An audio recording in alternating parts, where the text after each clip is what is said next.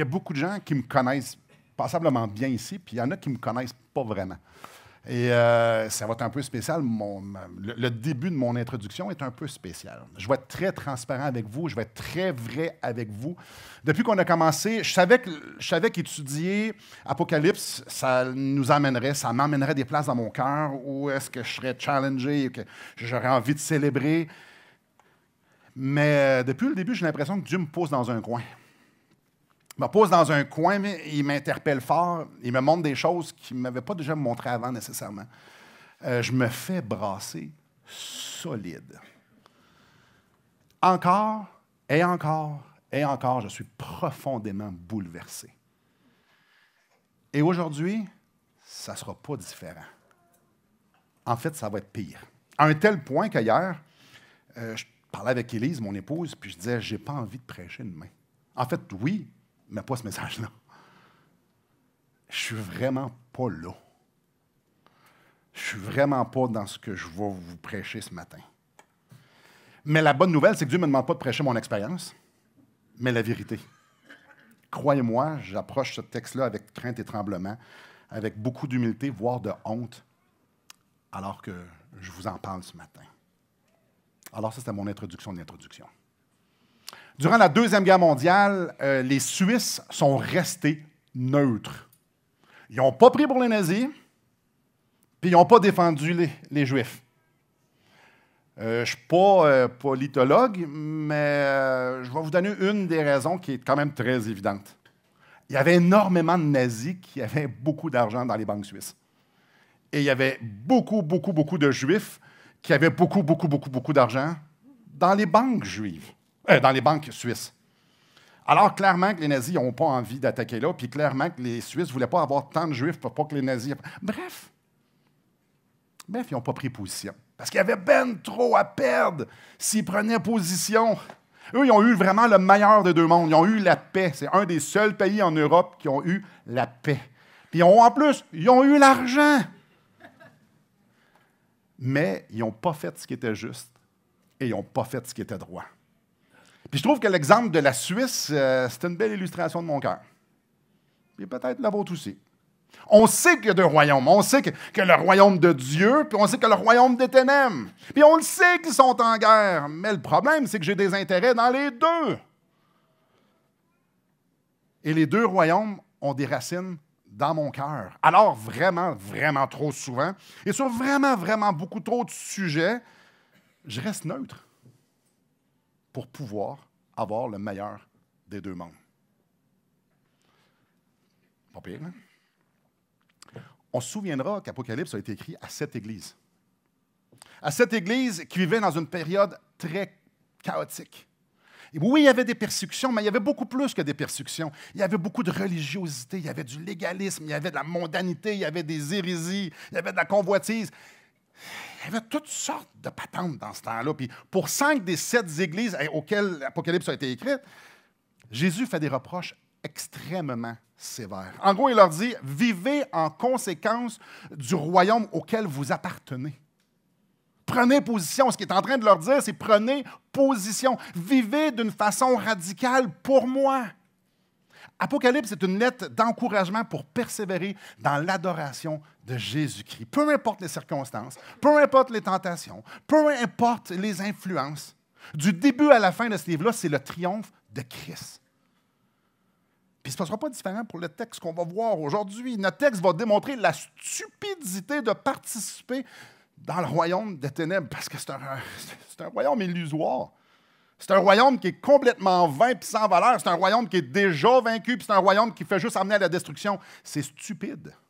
Puis en contrepartie, on va voir que Jésus est vainqueur en tout point, puis que son royaume, lui, offre l'allégresse éternelle et la gloire éternelle. Notre texte est sublime pour nous ouvrir les yeux sur les réalités spirituelles puis nous encourager à vivre en conséquence. Dieu veut nous apporter, comme les premiers chrétiens qui vivaient des situations difficiles et qui vivaient dans le compromis, il veut nous apporter, nous aussi, à ce qu'on soit de meilleurs adorateurs pour qu'on puisse être en mesure de mieux l'adorer et le glorifier davantage et évidemment de persévérer jusqu'à la fin. Ce matin, on va voir trois choses. On va voir la défaite de Satan, on va voir le plan de match d'un roi déchu, puis on va voir le triomphe de Christ. Donc, on commence avec la défaite de Satan. On est au chapitre 12 d'Apocalypse, puis au début du chapitre 12, on regarde en arrière. Les versets 1 à 5 nous parlent de l'incarnation de Jésus, et même un petit peu même avant. Donc, je vais lire le verset 1. Un grand signe parut dans le ciel, une femme enveloppée du soleil, la lune sous ses pieds et une couronne de 12 étoiles sur sa tête. Elle était enceinte et elle criait, étant en travail dans les douleurs de l'enfantement. Début du verset 5. Elle enfanta un fils qui doit paître toutes les nations avec une verge de fer. La femme représente Israël. Et l'enfant, c'est Jésus. Allons voir le verset 3. Il y a un autre être ici. Un autre signe parut encore dans le ciel, et voici, c'était un grand dragon rouge feu ayant 7 têtes et 10 cornes sur ses 7 têtes, 7 diadèmes. C'est qui ça? Sa queue entraînait le tiers des étoiles du ciel. Oh, ça nous donne un bon indicatif. Les étoiles du ciel, c'est un langage pour parler des anges.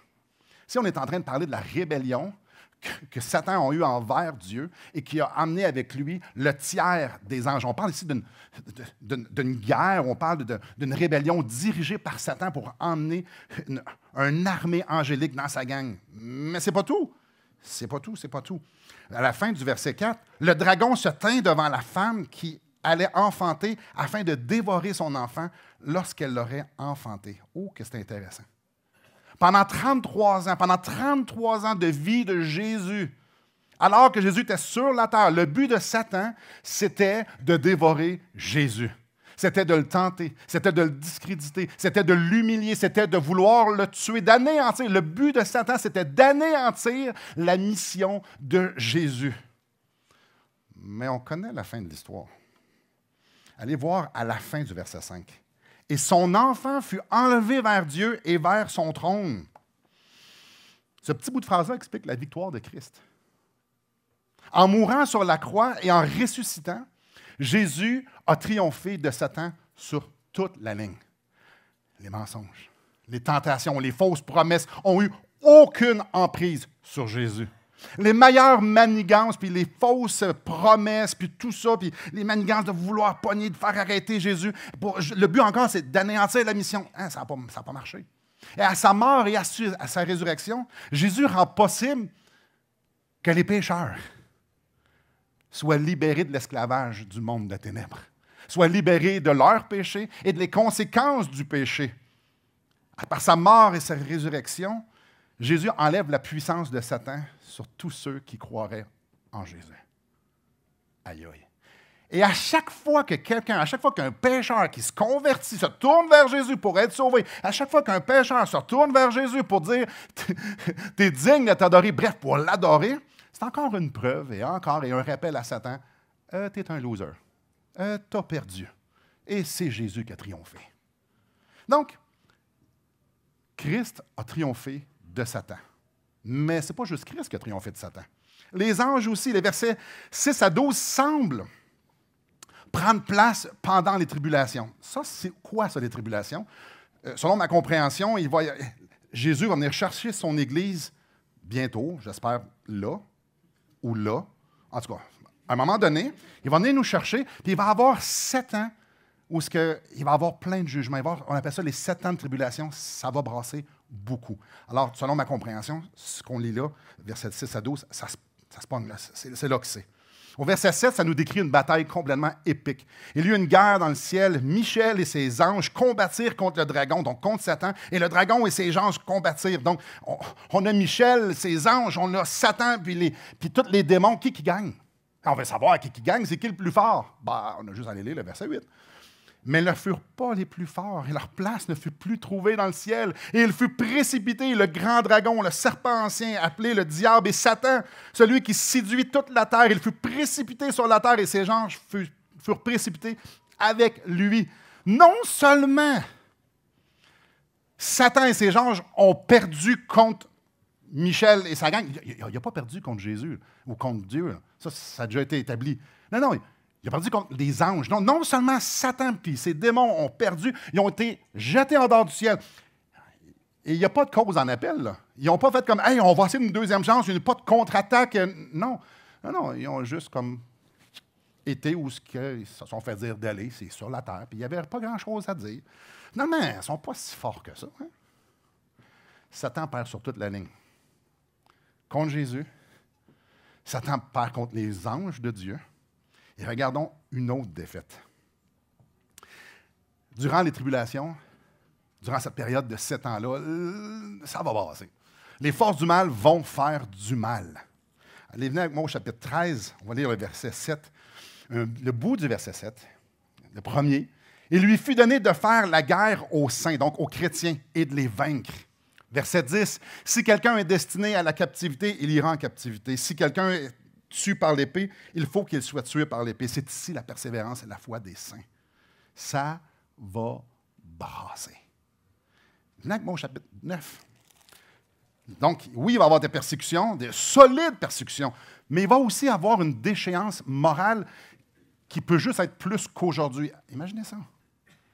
Une déchéance morale qui peut juste être pire qu'aujourd'hui. Verset 20 du chapitre 9. « Les autres hommes qui ne furent pas tués par ces fléaux ne se repentirent pas des œuvres de leurs mains. Ils ne cessèrent pas d'adorer les démons. » C'est ça qu'ils faisaient, c'est ça qu'ils vont faire. Et les idoles d'or, d'argent, d'airain, de pierre et de bois qui ne peuvent ni voir, ni entendre, ni marcher, ils ne se repentirent pas de leur meurtre, ni de leur enchantement, ni de leur débauche, ni de leur vol. En gros, que ce soit par les tentations ou que ce soit par la violence, le monde de ténèbres va être impitoyable contre les chrétiens. Mais regardez bien la victoire. Chapitre 14. Au début du chapitre 14, Jean parle d'une scène qu'il est en train de voir. Il voit 144 000 rachetés qui sont en train d'adorer. Et là, la fameuse question. C'est qui ça? On veut-tu savoir c'est qui les 144 000? On veut le savoir. N'est-ce pas? Au chapitre 7, ça nous parle de 144 000 serviteurs qui sont issus des 12 tribus d'Israël. 144 000 serviteurs qui ont été choisis par Dieu pour servir.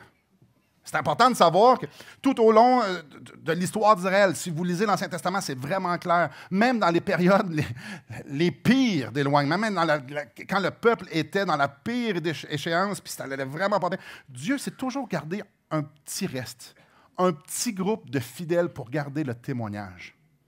Selon ma compréhension, ces 144 000-là, ce sont des chrétiens qui viennent du peuple d'Israël et ce sont le petit reste que Dieu se garde. Encore une fois, le plus important, ce n'est pas de savoir qui ils sont.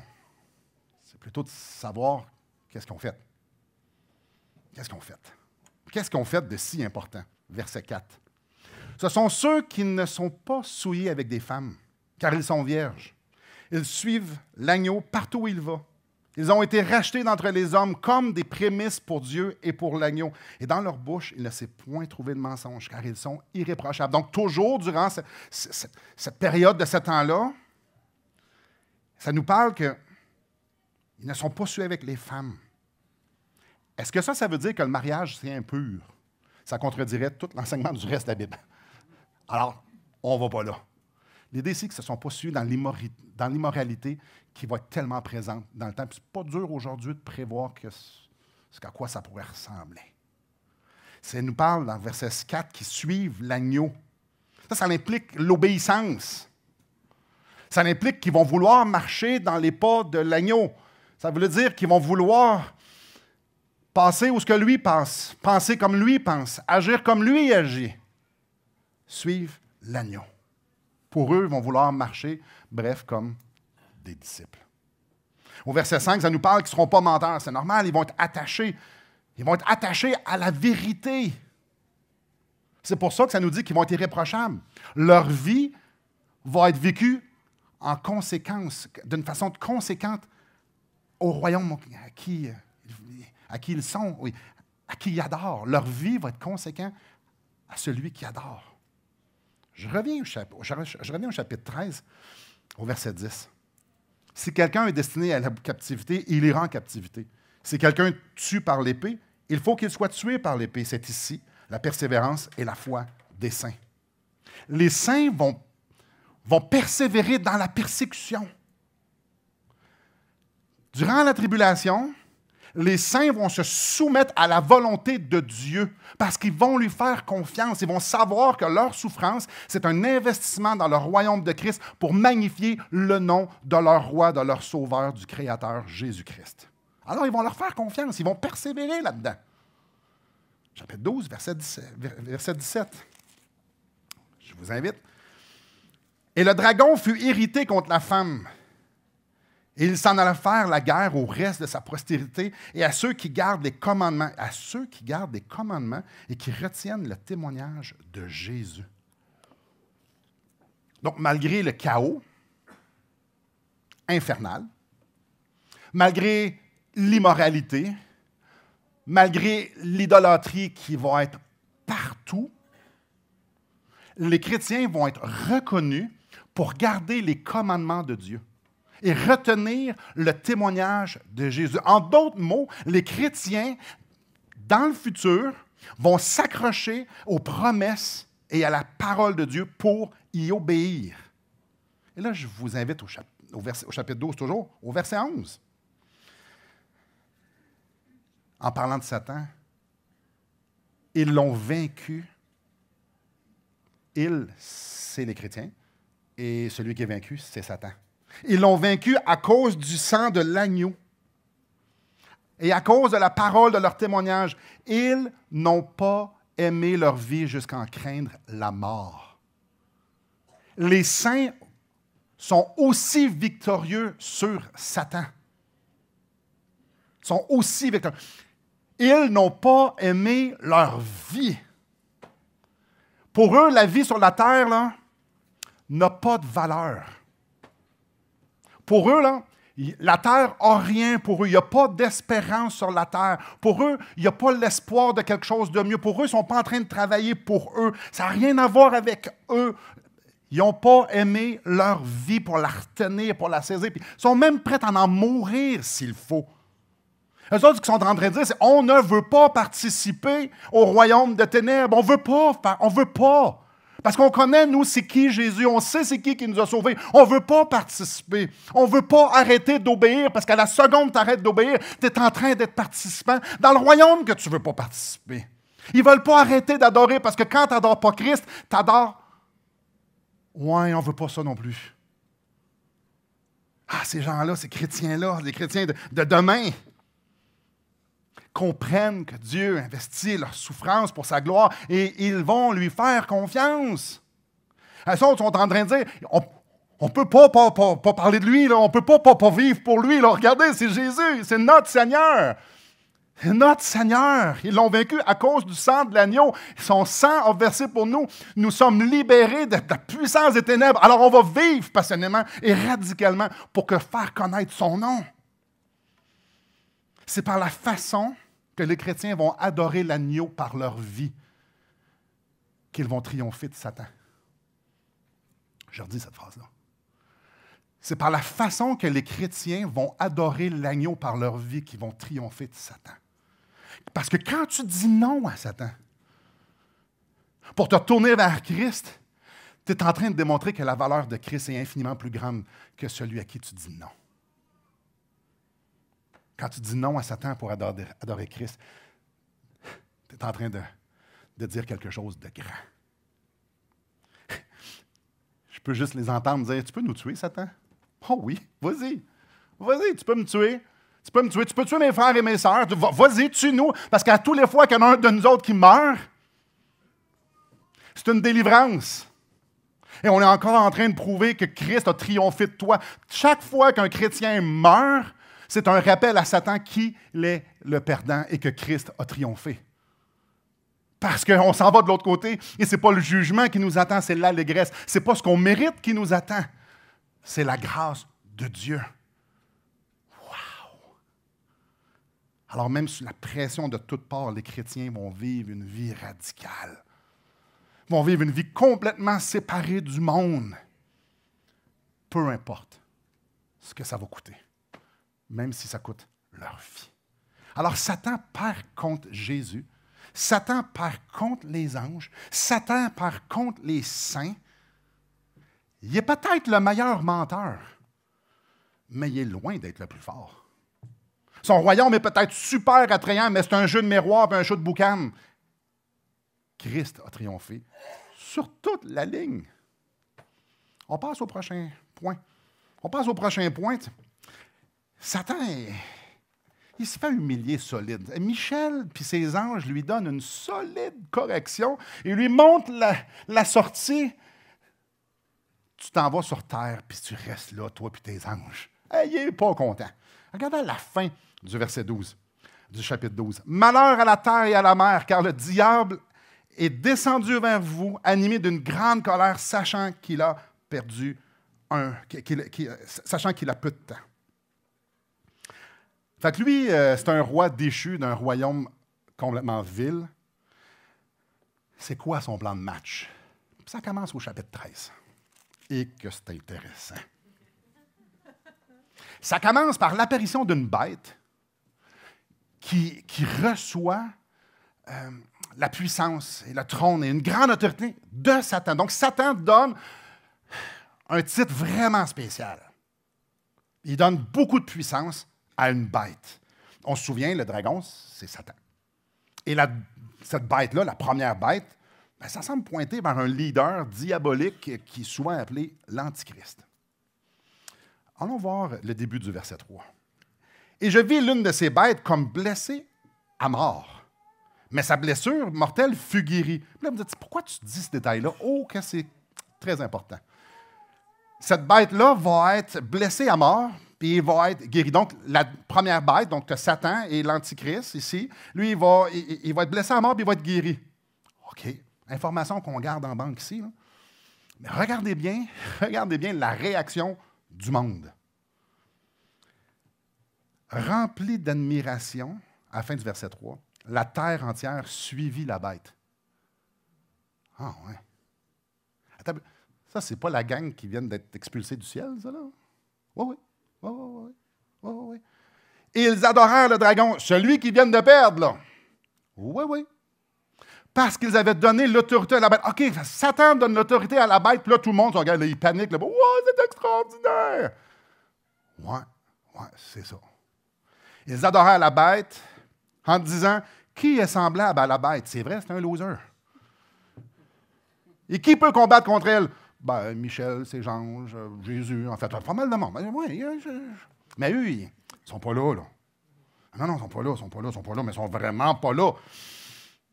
L'adoration totale. Le monde entier regarde ça, puis ils font « Wow! » La dernière personne qui a fait des miracles là, en grand nombre, qu'est-ce qu'ils ont fait avec? Ils l'ont crucifié! Il s'appelait Jésus. Puis là, lui, il arrive, puis en fait un petit peu, puis là, le monde sont « Ah! » Ouais. On va regarder un peu ce qu'il fait. Verset 5. « Il lui fut donné une bouche qui proférait des paroles arrogantes et des blasphèmes. Il lui fut donné le pouvoir d'agir pendant 42 mois, 3 ans et demi. Et elle ouvrit sa bouche pour proférer des blasphèmes contre Dieu, pour blasphémer son nom, son tabernacle et ceux qui habitent dans le ciel. Pendant 3 ans et demi de temps, il va être l'ennemi de Dieu et il va devenir le Dieu de ce monde. Oh, pas fini. Dans sa vision, Jean voit apparaître une deuxième bête. Un autre leader qui va travailler de pair avec l'Antichrist. Verset 12. Elle exerçait, parlant de la deuxième bête, toute l'autorité de la première bête en sa présence, et elle obligeait la terre et ses habitants à adorer la première bête dont les blessures mortelles avaient été guéries. Ah ouais. Cette bête-là est très puissante. Est très diabolique. Elle opérait de grands prodiges jusqu'à faire descendre du feu du ciel sur la terre à la vue des hommes. Et elle séduisait les habitants de la terre par des prodiges qui lui étaient donnés d'opérer en présence de la bête, disant aux habitants de la terre de faire une image de la bête qui avait été blessée par l'épée et qui vivait. Il lui fut donné d'animer l'image de la bête afin que l'image de la bête parle et qu'elle fasse que tous ceux qui n'adoraient pas l'image de la bête soient tués. L'adoration de la bête n'est pas optionnelle. Oubliez ça, la liberté de religion. Mais ce qui est spécial, c'est que le monde va vouloir l'adorer. Qui veut refuser de l'adorer? C'est les chrétiens. Mais le monde va vouloir l'adorer. Ils vont être ébahis. Wow! Qui peut faire ça? C'est extraordinaire. Hey, on a Satan, on a l'Antichrist et on a une autre bête. Wow! C'est extraordinaire! Le monde entier va être complètement séduit par un être qui est déjà vaincu. Je ne sais pas si vous avez perçu, mais le plan de match de Satan, c'est de copier Dieu. Satan qui est au contrôle. Tu as l'Antichrist qui, par sa blessure, qui reçoit une blessure mortelle et qui revient, qui est guéri. Ah, ça ressemble à quelqu'un, ça. Et tu as la deuxième bête qui est puissant, qui fait des choses surnaturelles et qui oblige les uns à adorer l'Antichrist. C'est une trinité diabolique, ça. C'est une copie du Père, du Fils et du Saint-Esprit. Fait que le plan de match de Satan, le plan de match de l'être qui est vaincu, c'est de faire une cheap copie du royaume de Dieu. Ils vont se présenter comme régnants et puissants. Excusez-moi, je vais être très arrogant. Ils sont cute. Ils sont cute. Je me permets de dire ça parce que, voyons donc. Ils vont se présenter en grande pompe en faisant des grandes affaires. C'est une supercherie de première classe. Satan a perdu à la croix. Il a perdu au ciel contre les anges et il va être en train de perdre contre les saints. Sur toute la ligne. Toute la ligne, il est perdant. Ça ne l'empêchera pas de se pavaner. Puis ça n'empêchera pas aux gens de faire comme « Wow! » Continuons. Clairement, Satan et les démons savent qu'ils sont vaincus. Mais les habitants de la terre, eux autres, ils ne le savent pas. Eux autres sont convaincus qu'ils sont dans la vérité. Convaincus qu'ils sont en train d'adorer la bonne personne, qu'ils font la bonne chose et tout ça. Mais ils vont apprendre à leurs dépens qu'ils ont mis leur confiance dans la mauvaise Trinité, dans une Trinité vaincue, dans le mensonge. Là, avec moi au chapitre 14. Mais avant qu'il y ait le jugement, avant qu'ils subissent le juste jugement de Dieu pour leur rébellion, Dieu fait ce qu'il fait. Il est gracieux. Il leur donne une autre grâce. Et il ne faut pas oublier, là, il y a des millions de chrétiens qui sont morts là, par leurs mains. Et Dieu aime les pécheurs. Ces gens-là, le blasphème, ces gens-là, ils commettent des crimes. C'est affreux. Mais Dieu les aime. Dieu les aime. Dieu les aime. Verset 6. Je vis un autre ange qui volait au milieu du ciel. Il avait un évangile éternel pour l'annoncer aux habitants de la terre, à toute nation, à toute tribu, à toute langue et à tout peuple. Il disait d'une voix forte, « Craignez Dieu et donnez-lui gloire, car l'heure de son jugement est venue. Et adorez celui qui a fait le ciel, la terre, la mer et les sources d'eau. »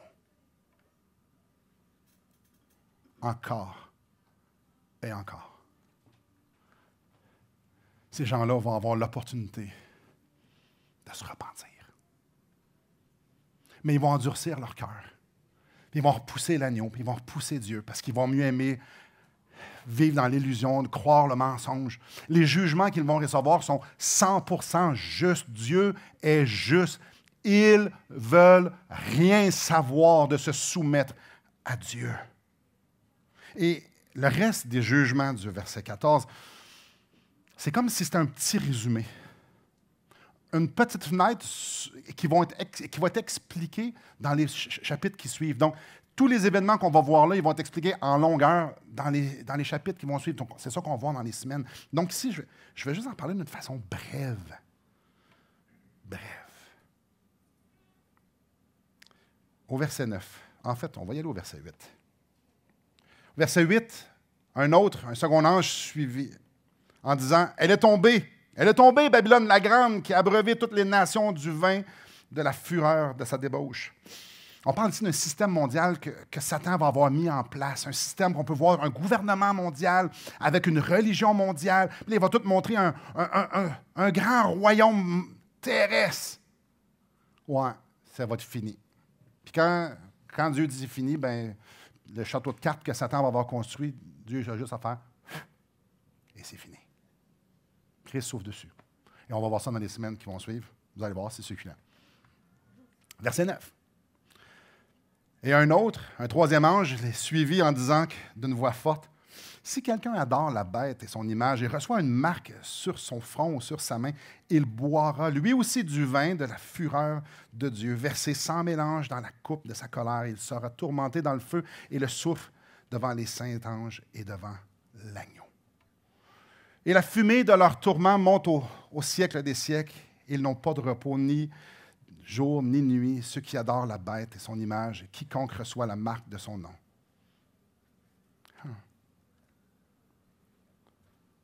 On parle de l'enfer ici. On parle de l'enfer éternel pour tous ceux qui vont avoir refusé d'adorer l'agneau. Des fois, dans l'Apocalypse, ce n'est pas chronologique. Des fois, il y a des parenthèses et tout ça.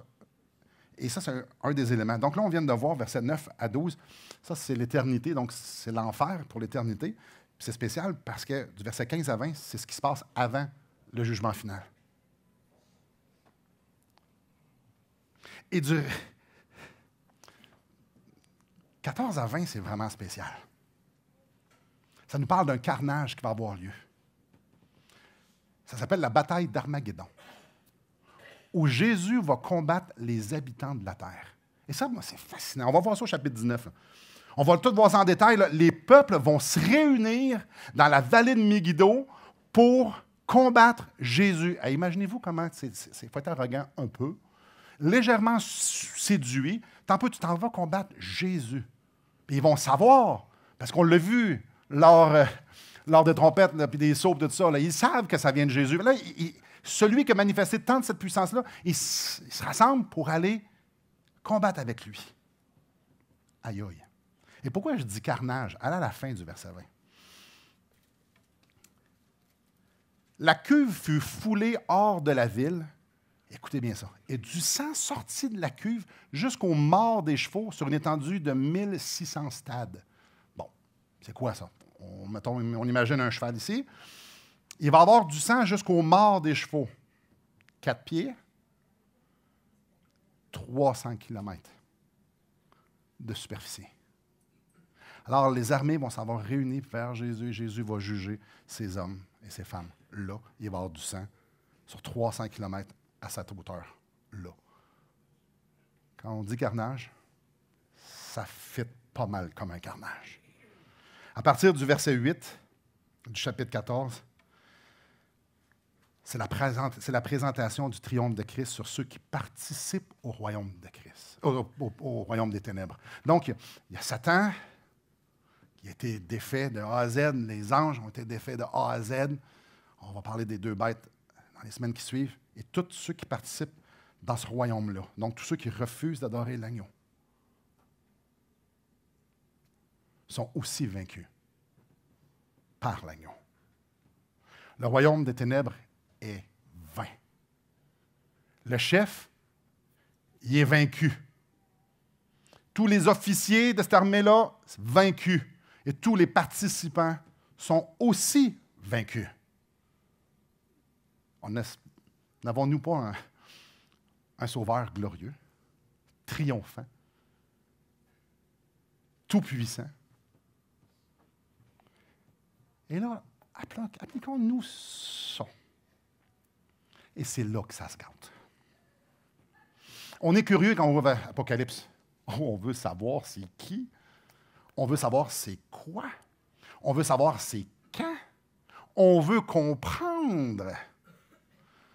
Frères et sœurs, frères et sœurs, le message d'Apocalypse est infiniment plus important que de comprendre les détails.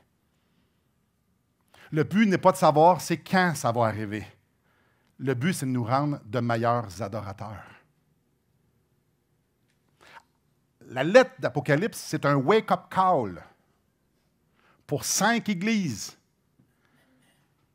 qui sont dans toutes sortes de compromis. La lettre d'Apocalypse est premièrement adressée à 7 églises remplies de chrétiens, comme nous un matin. Mais il y en a 5 églises qui vivent dans le compromis. C'est un wake-up call pour eux. Puis c'est un encouragement pour les 2 qui persévèrent, puis qui souffrent, puis qui continuent d'adorer. C'est quoi le message qu'on vient de voir? C'est quoi le message de ces chapitres-là, du chapitre 12, du chapitre 13, du chapitre 14? C'est quoi le message? La bataille est gagnée. La bataille est gagnée. Vous pouvez vivre en vainqueur maintenant. Peu importe les circonstances, la bataille est gagnée. On le sait, nous, on connaît la croix, puis on le sait, on a l'Apocalypse dans le futur. Alors, entre la croix puis ce qui va se passer dans l'Apocalypse, on le sait que c'est gagné. Le message, c'est aujourd'hui, je peux vivre d'une façon radicale à la gloire de Christ.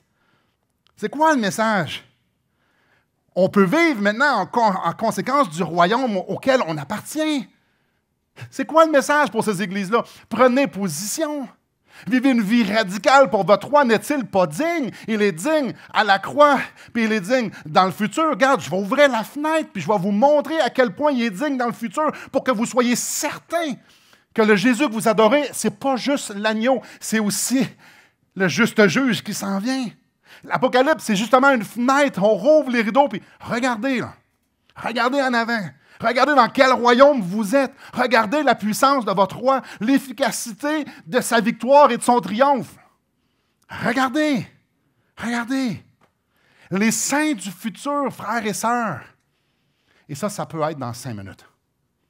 Si nous sommes enlevés, les chrétiens, on est enlevés, alors le 7 ans commence aujourd'hui. Alors c'est tous ceux qui vont se convertir après. Ça peut être ceux de demain, là. Les saints du futur vont être victorieux parce qu'ils vont adorer Christ dans tous les domaines de leur vie. Je le répète, les saints du futur vont être victorieux parce qu'ils vont adorer Christ dans tous les domaines de leur vie. Mais un instant. C'est pas juste ceux d'en avant. C'est pas juste vrai pour ceux du futur. Parlons des chrétiens dans Actes des Apôtres. Quand moi je lis Actes des Apôtres, c'est le même qui vivaient eux autres aussi. Et là, c'est le bas blesse, là. Je ne sais pas pour vous, mais moi, quand je lis Actes des Apôtres, j'ai l'impression que je ne suis pas là pantoute. Avez-vous déjà lu Actes faire comme « Ouais, il me semble que moi, je suis parachuté là.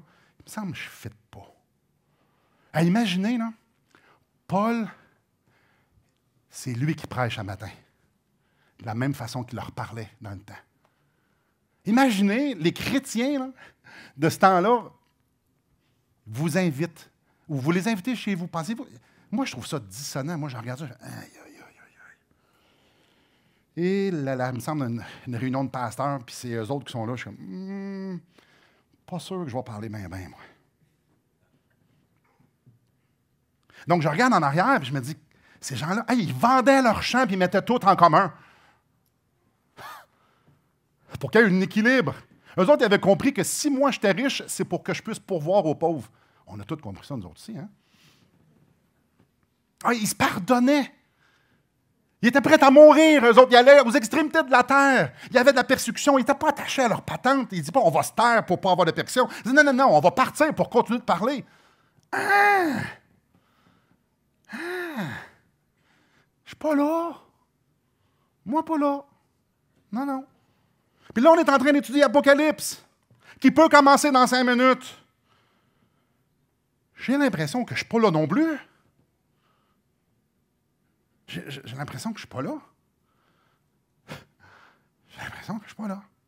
Donc, ni les premiers chrétiens, ni les chrétiens de demain n'avaient de compromis comme moi j'en ai.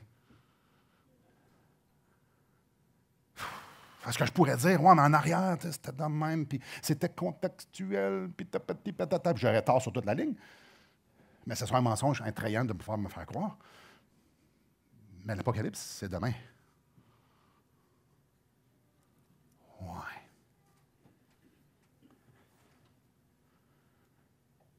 ni les chrétiens de Jérusalem au 1er siècle, ni les chrétiens de la tribulation n'ont de compromis comme moi dans leur vie. Je regarde ma vie et je trouve qu'il y a bien de la zone grise. Il y a beaucoup de compromis. Il y a beaucoup de négligence. Et là, je ne vous pose pas une question, répondez-moi pas. Mais c'est une question que moi, je me pose. Est-ce que j'ai un problème d'adoration par hasard? Oh, mais attendez, moi, je n'ai pas un problème de connaissance. J'ai une très bonne connaissance, puis j'ai une connaissance des deux royaumes. Jean l'écrit dans 1 Jean 5,19, nous savons que nous sommes de Dieu et que le monde entier est sous la puissance du malin. On le sait que je suis de Dieu et que le monde entier est la puissance du malin. Je sais qu'il y a des choses qui honorent Dieu, puis il y a des choses qui n'honorent pas Dieu. Puis si ça n'honore pas Dieu, si la finalité de telle ou telle chose n'est pas d'honorer Dieu, je sais que c'est du malin. Et je sais que vous le savez, vous autres aussi. Mais on le sait à un tel point qu'on n'aime pas nos vies. On le sait à un tel point qu'on va vivre d'une façon radicale, même quand on n'a pas la crainte de la mort. Ou, je le sais comme les chrétiens des 5 églises du début du livre d'Apocalypse. Est-ce que je le sais, puis ça change comme quelque chose, comme les 2 églises fidèles d'Apocalypse, puis les chrétiens de la tribulation, ou bien non, je le sais comme ceux qui font du compromis puis qui reçoivent des sévères reproches? Ouais, c'est lourd. Ah oui, mais hein. Est-ce que mon adoration quotidienne, dans toutes les sphères de ma vie, produit une vie de vainqueur? Là, je me regarde dans le miroir, Simon, t'as-tu une vie de vainqueur? Pas la théorie. Est-ce que je suis en train de vivre une vie de vainqueur? Est-ce que je suis en train de vivre en conséquence du royaume auquel j'appartiens? Est-ce que je suis en train de vivre une vie radicale parce que mon roi en est digne? Est-ce que je suis en train de vivre une vie comme dans Actes ou comme dans les tribulations? Parce que l'adoration de l'agneau est supposée produire ça. C'est ça qu'on voit. Alors, on peut se gargariser avec beaucoup d'informations, mais l'information, on doit s'asseoir à un moment donné et faire comme s'examiner dans le miroir bien comme il faut. Là. Eux, cette vie-là était produite par de l'adoration. Okay? Et tout le livre, Christ dézippe le ciel pour qu'on puisse voir à quel point il est digne d'être adoré, pour qu'on puisse vivre comme eux, mais maintenant. J'ai un problème d'adoration. J'ai un problème d'adoration. Je te pose plusieurs questions difficiles. Si d'une façon miraculeuse, on ne peut pas, mais si d'une façon miraculeuse, tu savais que l'enlèvement était vendredi à 3 heures. On est dimanche. Vendredi à 3 heures, on le sait, là. On a tout le même rêve. Il y a eu un avion dans le ciel. On a entendu la voix du ciel. On le sait. Jésus vient nous chercher vendredi à 3 heures. Est-ce que votre semaine prochaine va ressembler à celle de la semaine passée? J'espère que c'est un rire jaune. Est-ce que je vais plus pardonner si le Seigneur revient? Est-ce que je vais vouloir me chicaner pour convaincre les gens que j'ai raison? Est-ce que je vais moins me divertir cette semaine, sachant que je vais rencontrer face à face mon Sauveur? Puis si je me divertis, vais-tu me divertir avec la même affaire? Un instant, là. Est-ce que je vais penser à ma retraite si je me fais enlever par le Seigneur vendredi? Non. Est-ce que je vais penser à ma santé? Ça n'a plus rapport. Est-ce que ça va me tenter de gamer pendant des heures de temps? Est-ce que je vais vouloir juste être avec mes amis? Est-ce que je vais avoir mon plan de carrière? Là, il faut que je m'assoie, puis mon plan de carrière, c'est important, puis ma carrière, c'est important. Est-ce que je vais me ruminer toutes les affaires qui me manquent pour être heureux si je me fais enlever vendredi?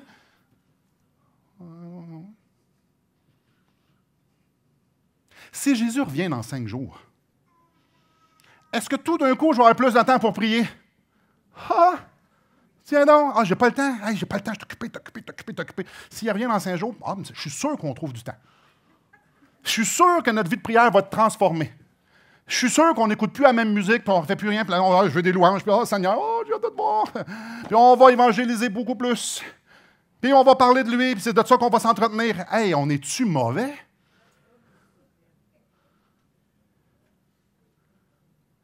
Si je sais que mon Sauveur revient dans 5 jours, est-ce que tout d'un coup, je vais aimer plus les gens? Plus Dieu?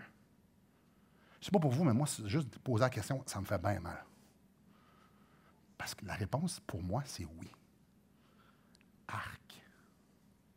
Ça veut dire que je ne suis pas en mode adoration du tout dans ma vie.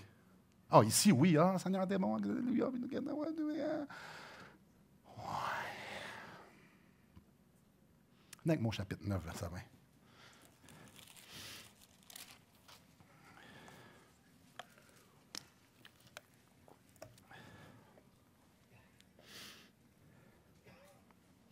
On l'a lu tantôt. Je vous le relis. Et ça m'a frappé. Je dois vous dire, quand j'étudie un texte comme aujourd'hui, je vous présente 5 à 10 de ce que j'ai appris.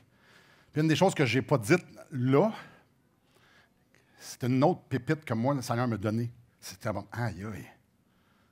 Verset 20. Ça m'a frappé comme un twin. Les autres hommes qui ne furent pas tués par ces fléaux ne se repentirent pas des œuvres de leurs mains. Ils ne cessèrent pas d'adorer les démons, les idoles. Ah, je le redis, ce mot-là, je ne l'aime pas. Les autres hommes qui ne furent pas tués par ces fléaux ne se repentirent pas des œuvres de leurs mains et ne cessèrent pas d'adorer.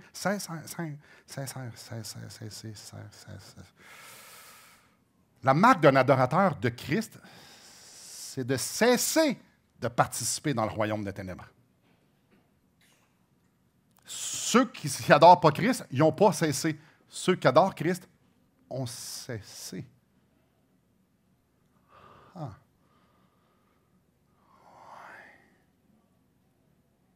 Puis là, on pourrait penser, en passant, je ne suis pas dans un gros péché. Je ne suis pas dans le gambling, puis je ne suis pas dans l'immoralité, puis je ne suis pas là-dedans. Puis souvent, on va penser comme... Non, je parle de moi, Simon Ouellette, moi. Je n'ai pas de gros péchés. Il n'y en a pas. Cherchez-en pas. Ah, il y en a donc bien, finalement. Parce que ce n'est pas juste les grosses affaires, là. La religiosité, donc faire les choses parce que. La religiosité, ça ne vient pas de Dieu, ça. Le légalisme de penser que si je fais quelque chose, Dieu va plus m'aimer ou Dieu va plus répondre à mes prières, Dieu va plus bénir. Donc, je me force à être qui je dois être parce que je pense acheter Dieu. Oh! Le jugement des autres. L'inquiétude. L'inquiétude ne vient pas de Dieu. Alors, si l'inquiétude ne produit pas l'adoration, ça fait quoi? Il n'y a pas juste les grosses affaires dégueulasses que je parle de péché. Le monde de ténèbres nous fait croire que je devrais m'inquiéter. Je ne suis pas obligé de croire ce mensonge-là parce que je crois un Dieu qui est extraordinaire. C'est mon bon berger. Et il me dit, je ne manquerai de rien. Si je m'inquiète, c'est parce que je... Wow! La colère. La colère. Ah, pas... Probablement, il n'y a personne d'entre nous là, qui a un once de colère. Puis là, quand on colère, on pense du monde qui revient les tables. Non! Vous avez ce sentiment en dedans que tu n'as pas envie de dire que Dieu te bénisse. Ce sentiment en dedans que tu as envie qu'il se passe quelque chose. Colère. La critique. Ah, toi, ton chandail. Là. La critiquer. C'est pas à mon goût. Ça ne marche pas comme je veux. Hey, je vais vous le dire, là. J'ai une peur bleue de choisir la peinture pour les murs. Je ris pas. Pourquoi? Parce qu'on va tous avoir une opinion. Ah oui, moi, c'est pas ça que j'aurais mis. Non, mais on ne te l'a pas demandé non plus. Ah, vous riez, hein? Ouais, on va changer le tapis aussi. Ça, c'est 2 grosses décisions. Ah non, pas du tapis, je l'entends. Ah non, pas du plancher, ça ne sera pas entretenable. En as-tu des critiques? Simon, tu prêches long matin, hein? Des critiques. Ça ne marche pas à mon goût. Est-ce que ça glorifie Dieu, ça? Ah non, on l'a dedans aussi. Chiolage. Hey, on est-tu content que la neige s'en vient, hein? Amen! Parce qu'on sait que c'est qui a les réserves de glace et de neige. C'est écrit dans Job, on le sait, c'est qui? Gloire à Dieu pour l'hiver. Foin, foin, foin. Tu sais, là, vous hâte au mois de janvier, là, moins 35, tu sors dehors, puis tes narines collent ensemble, ton char fait clic, clic, clic. Hey, avouez que ça vous tente, hein? S'il y en a qui viennent d'émigrer au Canada, c'est très tentant, je comprends, ou ceux qui nous écoutent en Afrique. C'est notre réalité. Mais ça suscite en dedans de nous comme « Ah, Seigneur, t'es tellement bon. » T'imagines quand tu me dis que je vais être blanc, plus blanc que la neige, que mes péchés vont être lavés. L'illustration, c'est que moi, je l'ai pendant 6 mois de temps. On rit, mais c'est toute qu'une grâce. En Afrique, eux autres, c'est pas de la neige qu'ils ont. Et je dis l'Afrique à bien d'autres places aussi. Hey, parler des autres. Parler des autres. Jake, j'allais prendre un café avec Charles-Étienne tantôt. Pas tantôt, cette semaine. Et t'as pas idée. En tout cas, s'ils pensaient comme nous, ça irait mieux. Oh oui. Ben, tu le sais, je le sais, c'est ça. On fait jamais ça, hein? On fait jamais ça, parler des autres. Non. Puis on est toujours en train de démontrer à quel point les autres sont extraordinaires, puis s'ils n'étaient pas là dans notre vie, on serait pitoyable. C'est comme ça qu'on présente les autres, hein? Est-ce que ça glorifie Dieu? Est-ce que ça l'honore? Est-ce que je suis en train de vivre une vie radicale qui apporte gloire ou je suis en train de me baigner tendrement dans une piscine dans le monde des ténèbres, puis je fais comme, hey, je ne suis pas si super que ça. Je ne fais pas de gros péchés. Frères et sœurs, est-ce que le triomphe de Christ me pousse à dire non au monde? Est-ce que le triomphe de Christ me pousse à dire non à mes désirs charnels? Et pensez pas là, comme, oh, les affaires de... Non, désir charnel, c'est se faire plaisir, être dans le confort. Descendez le péché, c'est vraiment pas aussi... Les petits sont inclus même d'un gros, là. Est-ce que le triomphe de Christ me pousse à dire non à mes pensées corrompues qui n'ont rien à voir dans le royaume de Christ? Est-ce que le triomphe de Christ me pousse à dire non à tout ce qu'il y a là, puis à dire oui parce que tu es digne? Je ne sais pas pour vous, mais moi, j'ai un problème d'adoration. J'ai un problème d'adoration. La vérité, c'est que je suis bien sur la terre. Puis moi, si vous m'entendez souvent, dire ouais, mes valises sont faites. Hein, non, tes valises ne sont pas faites. Tu me parles à moi, là. Ben non. La plupart d'entre nous, on a envie de se faire enlever, puis on a envie de mourir juste pour être délivré de ça. Pas pour aller le rencontrer, lui. Ah, peut-être un petit peu. Mais la portion de délivrance, puis la portion de rencontrer Jésus, puis de vivre pour l'éternité pour lui, est combien? Est comment? Non, la vérité, c'est qu'on est bien sans terre. C'est la vérité qu'on est comme la Suisse. Ah oui, on veut le ciel, on veut Jésus, mais on veut aussi... On veut tout, là. On veut tout, on ne veut pas perdre tout. Puis avec honte, profonde honte devant vous, mes frères et sœurs. J'ai passé devant Dieu avant de vous le dire, mais je veux quand même être franc et transparent. Je ne suis pas radical, pantoute dans ma vie. Je ne suis pas radical pour que ça change, mais pas du tout. Ah oui, je mets un peu d'effort, puis oui, il y a des petits cossins qui changent. Mais je tolère vraiment bien tout ce qu'honore pas Dieu dans ma vie, je peux vous le garantir. Je l'endure très bien. Radical? Non, pas pantoute. Pas radical comme les chrétiens de Jérusalem en l'an 40.